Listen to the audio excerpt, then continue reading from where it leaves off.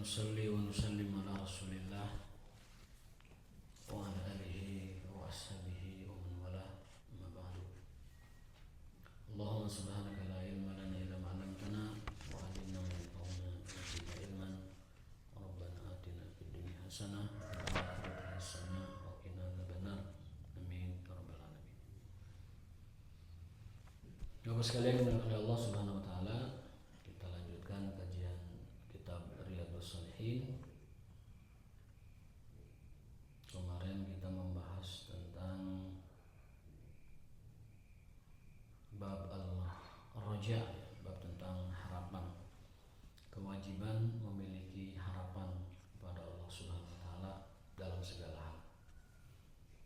Harus selalu ada harapan, tidak boleh pesimis, tidak boleh kecil hati, tidak boleh merasa tidak diampuni dan lain-lain sebagainya.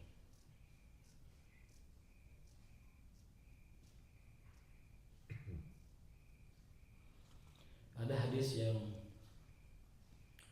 diriwayatkan oleh Abu Hurairah radhiyallahu anhu bahwasanya Rasulullah SAW bersabda, "Lau ya'lamul mu'minu ma indallah minal uqubah ma tami'a bi jannatihi ahadun. Walau ya'lamul kafiru ma indallahi minar rahmah ma qanita min jannatihi ahadun."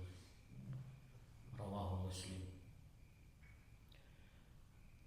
Rasulullah SAW bersabda bahwasanya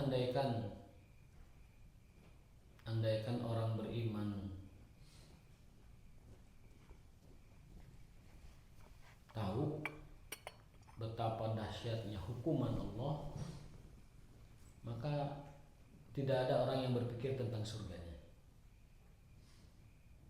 Ya, kalau orang tahu betapa dahsyatnya hukuman Allah, nggak ada orang yang berharap surganya. Yang penting mah tekan neraka. Ya, andaikan orang tahu betapa hebatnya hukuman Allah, maka orang tidak akan berpikir masuk surga. Berpikirnya satu aja, yang penting nggak ke neraka. Entah kemana, bahkan entah hilang, bahkan entah tidak dihitung. Ya. Seperti dalam surat An-Naba, ya laitani kuntu turaba. Manusia nanti akan berharap jadi tanah saja, biar gak dihisap. Bahkan ada yang berharap jadi kambing saja, biar gak dihisap. Karena ada hadisnya tuh, bahwa saking adilnya Allah, kalau ada kambing berantem, yang satu punya tanduk, yang satu tidak punya tanduk, itu akan dihisap. Tapi poin hadis bukan masalah kambing yang dihisap, bukan. Tetapi apalagi manusia. Manusia saja dalam berinteraksi, kalau dia tidak adil kepada sesamanya, itu akan dihisap. Jangankan manusia, kambing saja kalau berantem, yang satu bawa tanduk, yang satu enggak, itu yang bawa tanduk itu enggak adil dia. Tidak jantan sama yang tidak punya tanduk, akan dihisap. Hanya saja selain manusia tidak ada hukuman. Disidangnya disidang, tapi tidak ada hukuman. Jadi nanti hewan-hewan itu setelah dihisap itu dibiarkan. Hewan-hewan itu dibiarkan, nggak ada hukuman, karena mereka bukan ahlul uqubah, bukan ahli beban, bukan orang yang dibebani hukum syariat. Nah, kelak orang-orang itu akan berharap mendingan jadi satowe, mendingan jadi tanah saja. Lau kuntu ya laitani kuntu turaba, lebih baik saya jadi tanah biar nggak dihisap. Nah, hadis ini Rasulullah SAW bersabda, lau ya'lamul mu'min, andaikan orang tahu betapa hebatnya hukuman Allah, betapa dahsyatnya hukuman Allah, ma tami'a bi jannati ahlu, tidak ada orang yang berpikir untuk masuk surganya. Cukup nggak di neraka aja udah cukup gitu. Jadi tanah sekalian, jadi hewan sekalian, biar nggak dihukum. Ini memberikan kita optimis ya, bahwasanya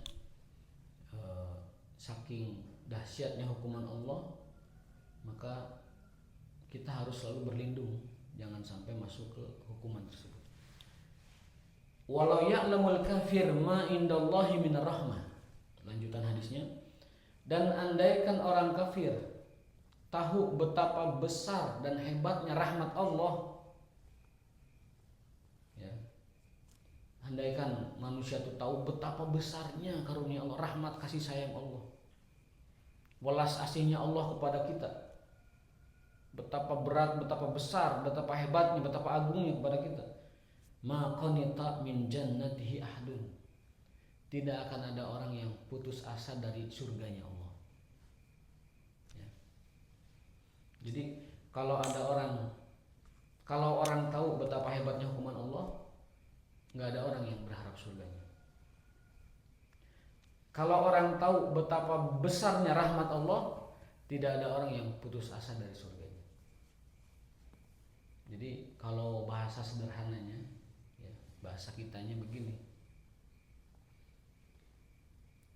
Andaikan orang berdosa, bahkan dosanya itu kekafiran, la ya'lamul kafir kan di sini. Dosanya itu dosa kekafiran yang paling besar. Dosanya kemusyrikan yang paling besar. Tapi dia tahu bahwa Allah itu maha sayang kepada hambanya, maka dia tidak akan putus asa dari surganya. Dia akan taubat, dia akan kembali kepada Allah, dan akhirnya masuk surga. Ki, diseruput dulu Ki. Diseruput dulu. Masih nyawal? Terserang saya. Alhamdulillah.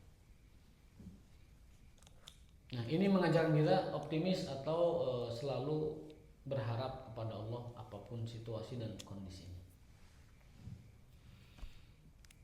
Jadi di antara ibadah batiniah yang paling besar itu adalah ar-raja, berharap kepada Allah Subhanahu wa taala. Dan orang-orang beriman senantiasa dalam hidupnya itu memiliki 3 hal. Khauf, raja, mahabbah. Itu harus wajib itu 3. Harus punya rasa takut kepada Allah, harus punya rasa harap kepada Allah, harus punya mahabbah kepada Allah. Khauf, raja, mahabbah. Dan bahkan dalam ibadah itu tidak akan diterima ibadah kita kecuali disertai oleh 3 perasaan ini. Perasaan takut, perasaan harap, perasaan cinta. Khauf, raja, mahabbah dalam segala hal. Dalilnya adalah Al-Quran Al-Anbiya ayat 90. Yusari'una fil khairat wa yad'unana raghaban wa rahaba. Bahwa orang beriman itu harus senantiasa kepada Allah itu punya 3 rasa. Rasa cinta, rasa takut, rasa harap. Bahkan dalam ibadah. Jadi ibadah yang tidak disertai rasa cinta, tidak senang ibadah itu, tidak dengan rasa suka, tidak dengan sukacita beribadah itu, tidak dengan senang, itu tidak diterima ibadah. Jadi ibadah itu harus dibarengi rasa mahabbah. Kita sholat itu harus mahabbah, harus ada cintanya, harus senang, walaupun dipaksa tapi harus senang. Kalau menggerutu, apalagi mengumpat, apalagi menghujat, ya tidak akan diterima.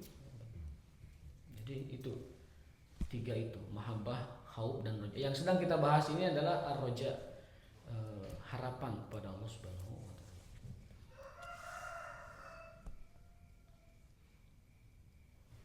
Berharap mendapatkan rahmatnya, berharap mendapatkan pahala darinya, berharap mendapatkan balasan, berharap surga, berharap kebaikan-kebaikan. Itu namanya harap.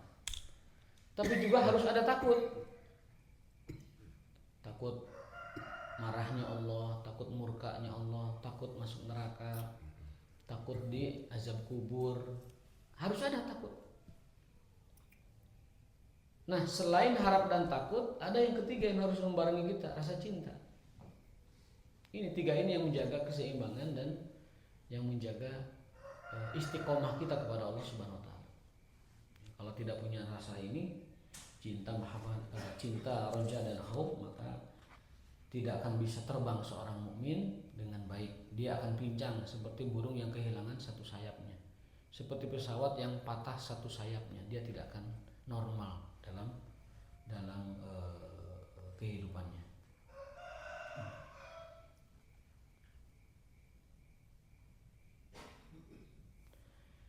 Dari Abu Sa'id Al-Khudri radhiyallahu anhu anna Rasulullah sallallahu alaihi wasallam qala idza wudi'at al-janazah, jika seorang jenazah telah dibawa oleh manusia, wah tamalahan nas, ditandu. Ketika jenazah itu ditandu oleh manusia, aw rijal ala anakihim, di atas pundak-pundak mereka. Fa in kanat salihatan qalat, apabila jenazah itu orang soleh, maka yang dia katakan qaddimuni, gawat, segera bawa saya ke alam kubur, segera. Karena dia sudah tidak sabar ingin menikmati nikmat kubur. Orang soleh kalau sudah meninggal itu dia nggak sabar, ingin segera dimasukkan ke liang lahat. Maka jangan lama-lama membiarkan jenazah itu tidak dimakamkan, tidak dikuburkan. Jangan lama-lama, kasihan dia. Kalau soleh ingin segera mendapatkan nikmat kubur, kalau dia tidak soleh ingin segera beberes dari perkara. Anggapannya dia mungkin di alam kubur beres urusan, padahal itulah awal dari segala urusan. Nah, kalau jenazah baik itu jenazah yang sholihah, ya, al janazatu sholihah. Kalau jenazahnya sholih, baik, dia akan mengatakan qaddimuni, segera. Karena dia sudah tidak sabar ingin merasakan nikmat Allah. Bahkan kalau dia sudah di alam kubur, dia pun akan menantikan hari kiamat. Kapan hari kiamat? Ketika dia tidur nyenyak di alam kuburnya, ditemani amal baiknya yang sangat membuat dia betah di alam kubur, tetapi harapannya ke surga itu ingin segera. Makanya aqimis sa'ah.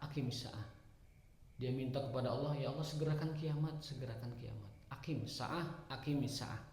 Kalau kita kan aqimis sholah ya, itu kan segerakan sholat biar qomat maksudnya. Nanti di alam kubur aqimi as-sa'ah, ya Allah segerakan kiamat. Di dunia kita aqimi sholah, di alam kubur nanti kita aqimil as-sa'ah. Ya, orang yang biasa aqimi sholah di dunia, nanti di alam kubur dia akan meminta aqimis sa'ah, ya Allah segerakan kiamat. Wa in kanat ghairu shalihatin, apabila jenazahnya itu ghairu shalihah, tidak soleh, jenazah yang buruk, auzubillah min zalik, qalat ya wailaha, duh cilaka Gusti, wailaha, wail, cilaka. Aina tadhhabuna biha, mau dikemanakan jenazah ini? Penuh kebingungan, penuh kelinglungan, penuh ketidakpastian, dan dia hanya mengatakan cilaka. Wail. Tah kadang ngaran budak ulah wail kadang. Jangan namain anak jangan wail. Artinya cilaka. Lawais mah bagus. Wais itu bagus, kalau wail celaka. Makanya ada fawailun lil musallin, celaka orang yang sholat. Fawailun lil musallin, celaka orang yang sholat. Yang sholatnya apa? Yang sholatnya lalai dengan apa? Mengakhirkan waktunya. Ya, orang yang sholat tapi melalaikan waktu, Allah tidak terima sholatnya. Fawailun lil musallin. Kata para sahabat, tafsir ayat ini adalah yuakhiruna sholat, yaitu orang-orang yang selalu mengakhirkan sholat sampai habis waktunya. Itu tidak diterima sholatnya.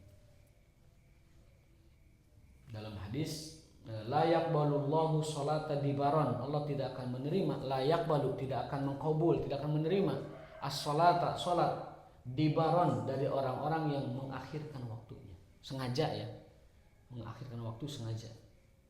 La yaqbalullah salatahum, Allah tidak terima salat. Kata Rasulullah SAW. Mungkin sebatas menggugurkan kewajiban saya, tetapi tidak diterima salatnya sebagai sebuah ibadah. Yasma'u sautaha kullu syai'in illa insan. Nah, jenazah yang buruk tadi yang teriak-teriak cilaka, cilaka, cilaka, itu seluruh makhluk Allah mendengarkan jeritannya. Illal insan, kecuali manusia. Jadi jenazah itu kalau sudah tidak ada nyawanya ya mati gitu. Lalu dibopong oleh orang-orang, itu jenazah tersebut yang tidak soleh itu mengatakan wahil, wahil, cilaka, cilaka, menjerit mengatakan cilaka diriku, cilaka diriku. Tapi manusia tidak mendengarnya.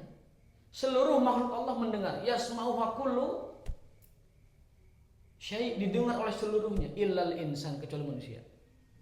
Apa hikmahnya? Sebagai ujian manusia. Ujian. Apakah dia dengan tidak mendengar itu akan beriman? Ataukah mentang-mentang tidak mendengar tidak percaya alam kubur?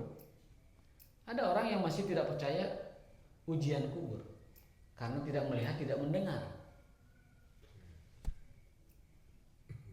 Padahal memang dari awalnya disengaja digituin sama Allah. Jenazah yang lagi sengsara itu didengar oleh seluruh makhluk kecuali manusia. Sebagai ujian, beriman gak manusia dengan ujian kubur itu? Atau malah dia tetap dalam kekufurannya? Yasma'u sautaha kullu syai'in, seluruh makhluk, kullu syai', seluruh makhluk, yasma'u, mendengarkan, sautaha, suaranya, ilal insan, kecuali manusia. Walau sami'ahu sa'iqo, andai manusia mendengar jeritan jenazah, sa'iqo, pasti pingsan. Pasti pingsan. Untung tidak diperdengarkan. Dan orang yang bisa mendengar jeritan kubur hanya Rasulullah SAW. Itu pun atas izin Allah.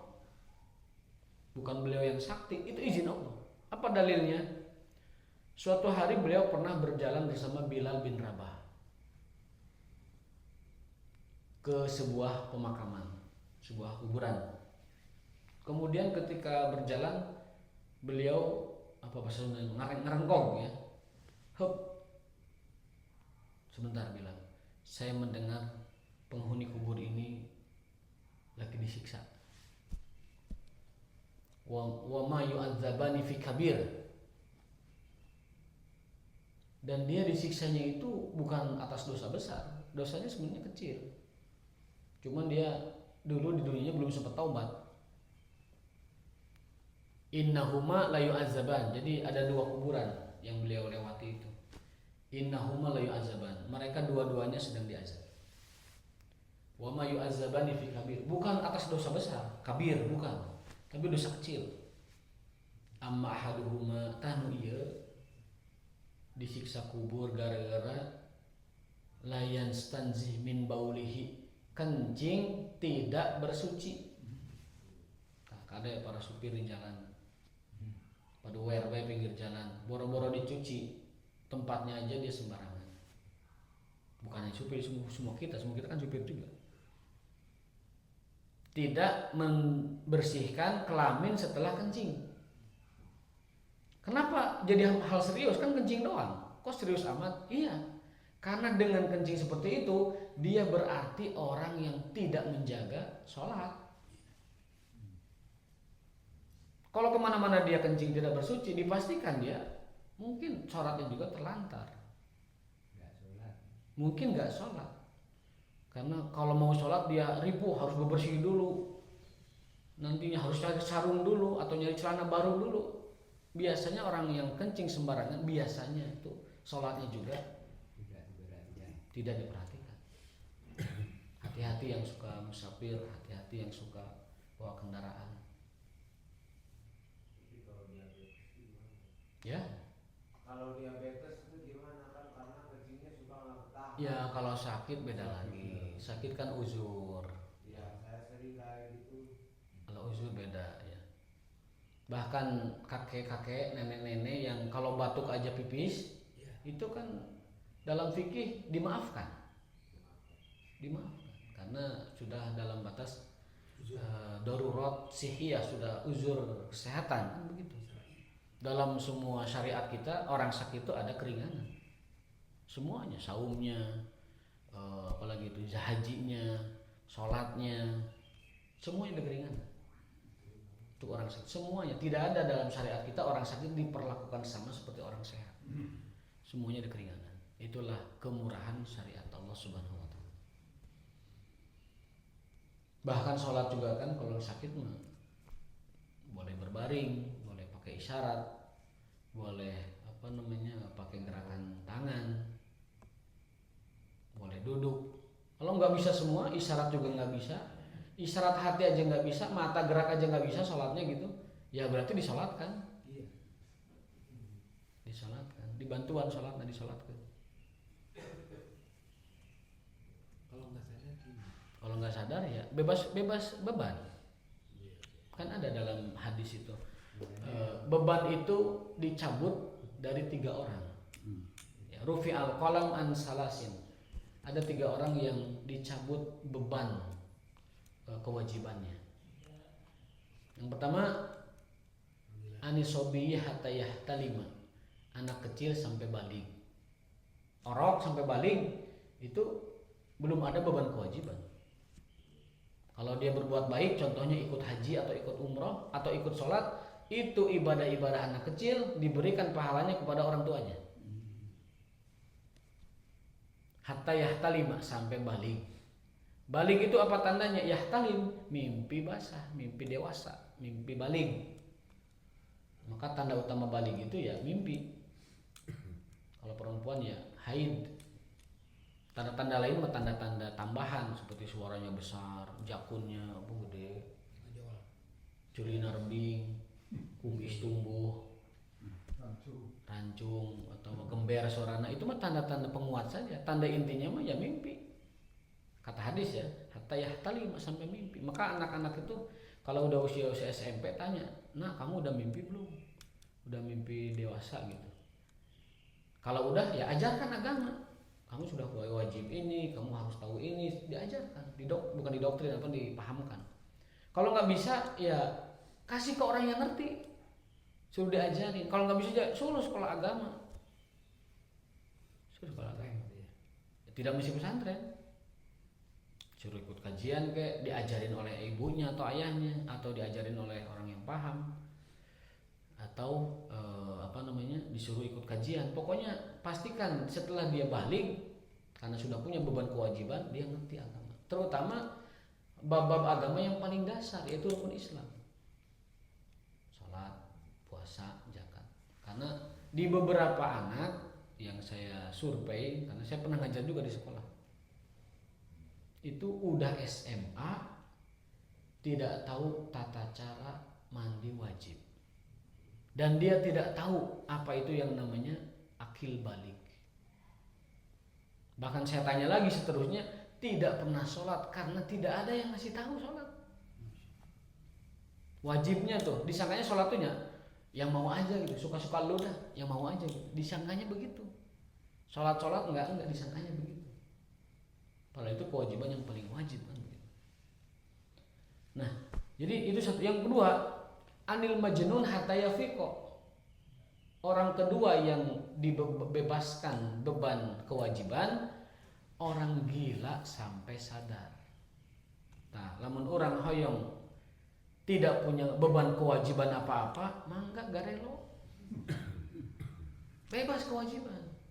Terus nanti ditimbang amalnya pakai apa di akhirat? Ditimbang amalnya sebelum geloknya. Saacan gelok takumah kondisinya itu yang akan dipertanggungjawabkan. Mata lamun gelok mending dileletik. Saacan balik itu sudah gila, jadi nggak punya dosa sama sekali.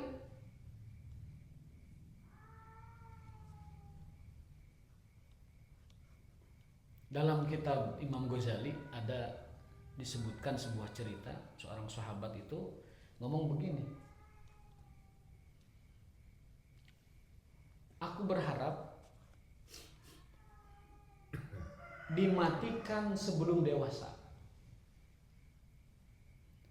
Biar yang ku kenal itu hanya Tuhanku dan aku tidak punya dosa apa-apa. Sampai begitu. Ya, sampai begitu. Lau mitu qoblan akburo, andaikan aku mati qoblan akburo, akbur itu jadi kabir sebelum dewasa. Andaikan aku mati sebelum dewasa, wa a'lamu rabbi, dan aku hanya kenal Tuhanku, itulah yang aku harapkan. Tapi kan takdirnya dia sudah gede, ngomong gitu kan sudah gede. Itu artinya apa? Saking berharapnya dia, yang dia kenal hanya Tuhannya Allah, dan juga dia tidak memiliki dosa yang dia bawa untuk dipertanggungjawabkan. Tapi kalau sudah dewasa ya jangan ngomong gitu, jangan berharap kecil lagi, karena mustahil juga. Jangan gitu. Itu mah hanya ungkapan betapa dia ingin sekali ya terhindar dari dosa.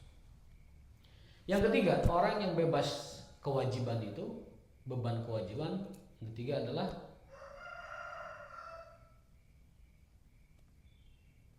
anil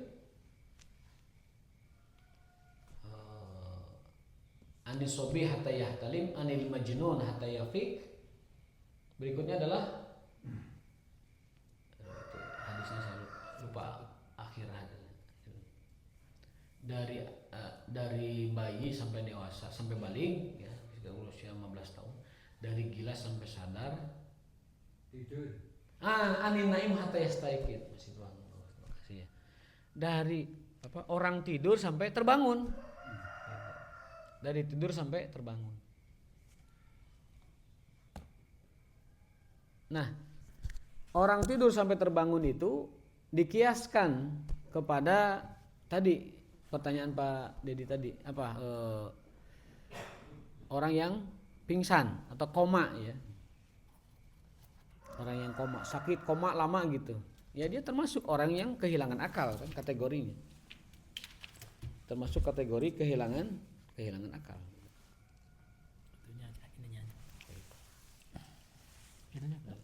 Ada iklan dulu nih. Gangguan teknis.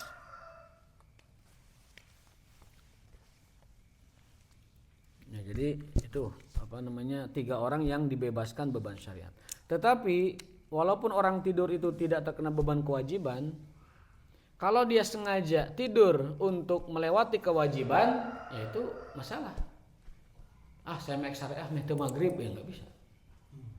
Ya, nggak bisa karena dia terikat kewajiban. Andai kan nanti dia bangun jam 8 belum maghrib, langsung maghrib. Ya, langsung maghrib. Dalam sebuah hadis, barang siapa yang meninggalkan sholat atau lupa sholat, segera lakukan saat ia teringat. Karena bagi orang yang belum sholat, tidak ada yang namanya waktu haram sholat, tidak ada. Bagi orang yang belum sholat, tidak ada yang namanya terlambat sholat. Jadi kalau orang belum subuh, bangun jam 1 siang, dia harus langsung subuh. Misalkan ada orang begadang, tidurnya jam 4, subuh saking ngantuknya kelewat, bangunnya jam 2 siang, langsung subuh. Tidak ada yang namanya habis waktu bagi orang belum sholat. Hadis tadi menegaskan barang siapa yang ketinggalan sholat, artinya tidak sholat atau lupa, maka segera sholat saat teringat. Jangan ditunda, saat teringat langsung. Setelah dia subuh 2 rakaat, tunaikan zuhurnya, kewajiban waktu itu. Subuh 2 rakaat, zuhur 4 rakaat. Lalu kalau dia bangunnya jam 5 sore, misalkan tidur dari jam 4 subuh, bangun jam 4 sore, berapa jam dah? 12 jam tidurnya. Karena mungkin habis minum obat tidur overdosis, berarti lebih dari dosis. Atau antimonya digelak-gelak gitu kan, seberapa biji gitu. Nah, jam 4 dia bangun, subuh langsung asar, lohor, langsung asar, tilu langsung. Bahkan kalau subuhnya tidak bangunnya jam 8 malam. Berarti subuh, lohor, asar, maghrib, isya tidak sholat kan? Segera tunaikan 5 sholat itu. Subuh 2, lohor 4, asar 4, 8, jam 2 berarti 10. Maghrib 3. Oh, kesebelasan tuh ada. 13-an ya. 13.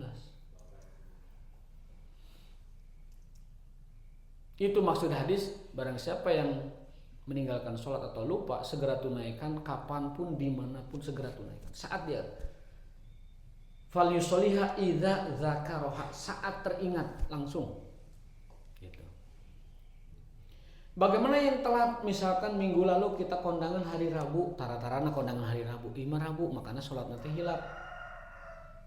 Nah hari ini kita ingat hari Rabu kemarin tidak sholat, segera tunaikan hari ini. Aduh, saya kemarin di jalan nggak sholat, lupa. Sekarang sholat. Detik itu juga dia ingat, idza dzakaraha, tunaikan sholat. Karena tidak ada yang namanya waktu haram bagi yang belum sholat, dan tidak ada terlambat bagi yang belum sholat. Nah, nanti jam 6 kurang 10 itu kan waktu haram sholat ya, atau berapa, 6 kurang 40, pokoknya ada waktu sekitar 5 menit itu diharamkan sholat saat matahari terbit, karena tanduk setan muncul. Kenapa dilarang sholat waktu itu? Satu, tanduk setan muncul. Yang kedua, zaman dulu waktu tersebut adalah waktu ibadahnya penganut Zoroaster menyembah api. Para penyembah api itu Zoroaster itu jam segitu nyembahnya. Dan penyembah matahari juga jam segitu sholatnya, ibadahnya maksudnya, sembahyangnya. Jadi penyembah api, penyembah matahari, penyembah setan itu ibadahnya jam segitu. Maka Rasul tidak mau umatnya menyamai waktunya ibadah mereka. Diharamkan jadinya. Tidak boleh. Yang kedua, tengah waktu ereng-ereng tuh, tengah waktu ereng-ereng jam 12 siang. Itu juga sama, tidak boleh sholat. Yang terakhir ba'da asar. Tapi itu dikecualikan orang yang belum sholat wajib boleh menunaikan di waktu yang diharamkan. Ya, contoh sekarang nih ada yang bangun, ini kan waktu haram tadi ya, nggak boleh bagi orang lain. Tapi bagi dia yang belum sholat wajib. Gitu. Habis asar, bagi orang yang belum sholat wajib sholat, tapi bagi yang udah dilarang sholat. Itu dalam fikihnya begitu diaturnya. Itulah 3 orang yang dibebaskan dari beban syariah. Anak kecil sampai balik, orang gila sampai sadar atau pingsan sampai sadar, dan juga orang tidur sampai terbangun.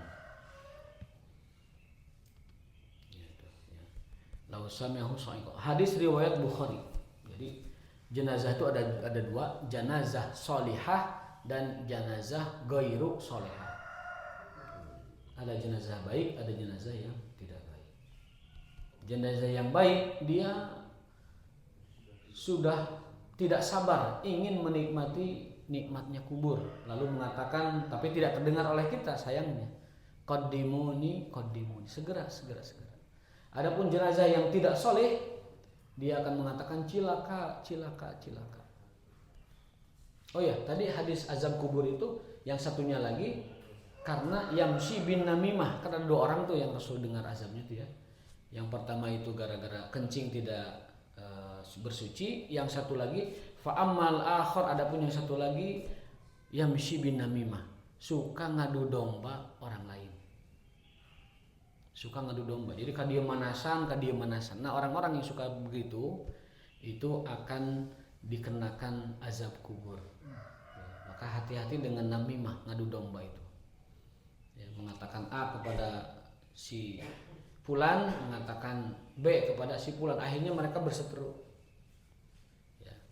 Kebalikannya, kalau mengatakan A ke si fulan, mengatakan B ke si fulan, tapi dalam rangka justru mengakrabkan, boleh berbohong. Kebalikan, ya. Kebalikan. Kalau ngadu domba diancam azab kubur, kalau mendamaikan malah itu berpahala walaupun bohong. Ya. Kata Nabi, ada bohong yang dibolehkan.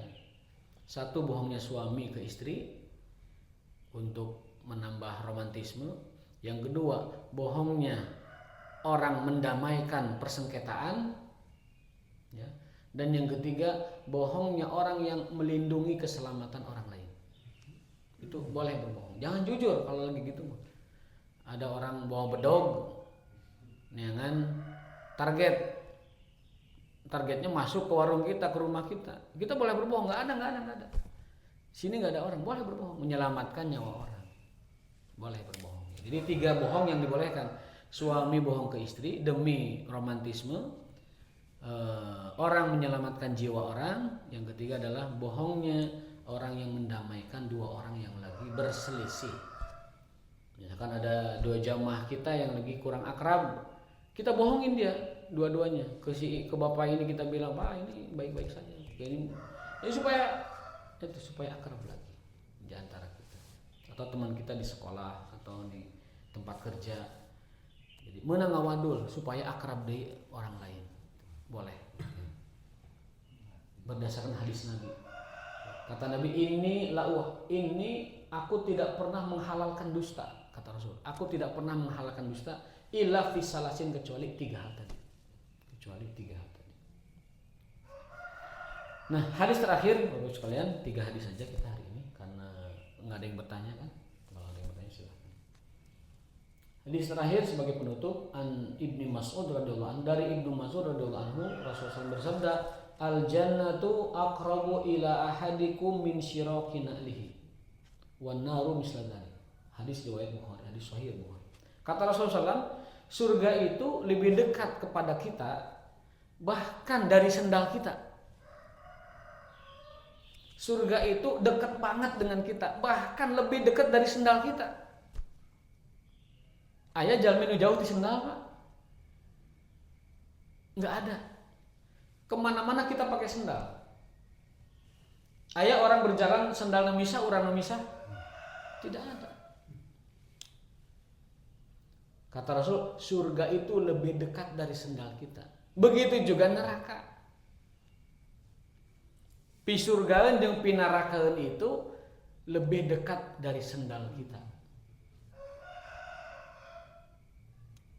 Namun cara di jalan teh mah kari mengkol ka mana eta surga jeung neraka. Eureun di dieu pi surgaeun, eureun di dieu pi narakaeun, eta mah.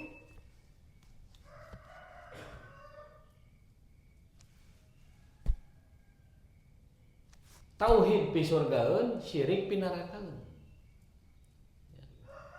Mengatakan la ilaha illallah satu kalimat saja, satu kali saja pi surgaeun. Tapi mengatakan kata-kata kufur pi nerakaeun, bahkan nerakanya jahanam. Kan dulu ada hadis penutup ya.